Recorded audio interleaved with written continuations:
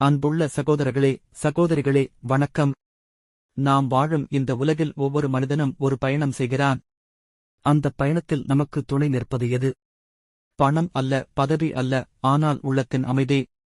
அந்த அமைதியை அடைய வேண்டுமென்றால் முதலில் மனம் தெளிவாக இருக்க வேண்டும். உடல் என்பது ஒரு வண்டி என்றால் மனம்தான் ஓட்டுநன். ஓட்டுநன் சரியாக இயக்கினால் வண்டி சரியான பாதையில் போகும்.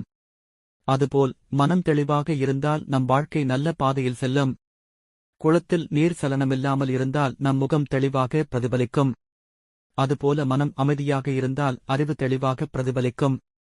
எது செய்வது, எது செய்யக்கூடாது என்று இடையூறு தருவது சந்தேகம். சந்தேகமுள்ள மனம் எப்போதும் பயத்தையும் தோல்வியையும் தரும். பகவத்கீதையில் கிருஷ்ணர் சொன்னார், சந்தேகத்தில் விழுந்த மனிதன் இப்பிறவியிலும் இன்பம் காண மாட்டான், மறுபிறவியிலும் விடுதலை காண மாட்டான். நம்பிக்கை இல்லாமல் எந்தச் செயலும் தொடங்க முடியாது. ஒரு விதை மண்ணில் போடும்போது அது மரமாக வளரும் என்ற நம்பிக்கைதான் விவசாயியை உழைக்க வைக்கிறது. அதுபோல நம்பிக்கை கொண்ட மனம் மட்டுமே வாழ்க்கையை வளமாக்கும். நதி கரைக்கு போனால் தண்ணீரின் சலசலப்பு நம்மை அமைதியாக்கும். அதுபோல தியானம் நம் உள்ளத்தில் அமைதியைத் தருகிறது. தினமும் சில நிமிடம் கண்களை மூடி, நான் அமைதியானவன், நான் நம்பிக்கையுள்ளவன் என்று மனதிடம் சொன்னால் அது மெதுவாக நிஜமாகிவிடும். ஆசை இல்லாமல் வாழ முடியாது. ஆனால் அதிக ஆசை மனதை குழப்பும். ஒரு பறவை பறக்க வேண்டும் என்றால் 2 சிறகே போதும். ஆனால் நாம் அதற்கு 10 சிறகை கட்டினால் அதனால் பறக்க முடியாது.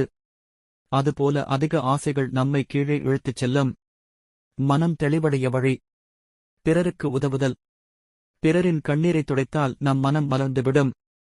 திருவள்ளுவர் சொன்னார், பிறர்க்கு இன்பம் உண்டாக்கும் பணியே புண்ணியம். சேவை மனம் கொண்டவன் எப்போதும் உள்ளத்தெளிவுடன் இருப்பான். வாழ்க்கை என்பது கடலின் மேல் செல்லும் ஒரு படகு போன்றது. அலைகள் வரும், காற்று வீசும். ஆனால் ஓட்டுநன் மனம் தெளிவுடன் இருந்தால் படகு கரையை அடையும். நாமும் அதுபோல சந்தேகத்தை விட்டு நம்பிக்கையுடன் சேவை மனத்துடன் தியானம் செய்து வாழ்ந்தால் மனம் எப்போதும் தெளிவாக இருக்கும். அன்பர்களே, நாம் எல்லோரும் ஒருநாள் போக வேண்டியவர்கள்.